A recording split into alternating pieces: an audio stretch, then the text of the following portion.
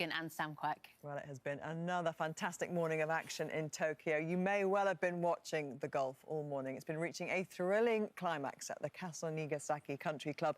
I feel like a bit of an interloper. I've come in here at the kind of the glory end of that, while you've been sitting here through the whole of that round. I mean, it just looked incredible, that finish there. Bring it up to speed with us. Yeah, what's going unbelievable. I'd say we've been here since quite early. And we have to do it first. We're going to start with basically Rory Sabatini. Now, he finished probably about an hour and a half, 2 hours ago. And we saw pictures of him on the green because he thought he was going to go to a playoff. He finished on 17 under, a round of 61, which is the best golf round in Olympic history. So he was there thinking it's going to go to a playoff. But as we've just seen, Xander Schauffele has just taken the win there with that birdie putt and finished on 18 under. Just a beautiful story with him as well. His mum moved to Japan when he was when she was two, so he's got grandparents in Tokyo.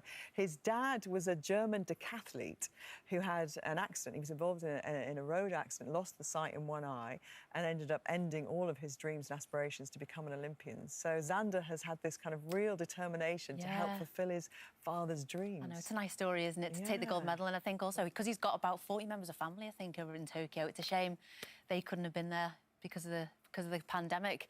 But Gabby, that wasn't the end of the drama. Go on.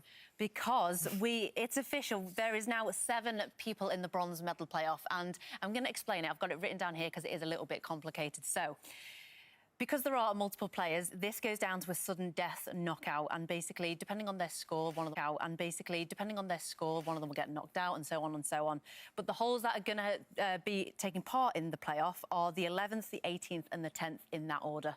And they will keep being played until we finally get that 3rd place. And, of course, we have to mention Paul Casey and Ireland's Rory McIlroy. And Paul Casey obviously had the opportunity to win the bronze outright there, but left himself with a little bit too much to do.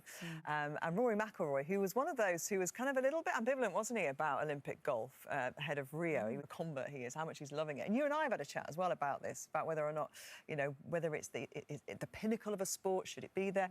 But you can't help get sucked in and see how much it matters to the golfers when you're watching it. Yeah, I know. And like you say, there was always that debate, wasn't it? I think because you hear them getting excited, and we saw Tommy Fleetwood, was it yesterday, saying how amazing he was. And I think Paul Casey said something, he's always wanted to be an Olympian. So you can't penalise those people who want to be part of an Olympics, because there's other players, for example, like Garcia, who didn't want to play because they didn't potentially rate it as a tournament that they wanted to play in. Yeah, well, you know, we all know that golf is measured on the amount of money they earn through the year. They don't earn a penny playing in the Olympics. They're doing it for the glory, for the team. Yeah. OK, well, there's loads been going on. We're going to have a look back now at what has been happening, particularly in the BMX. Oh, yes, and you definitely need to watch this because it was the final of the women's freestyle BMX. The riders performed spectacular tricks on their bikes as they tried to impress the judges.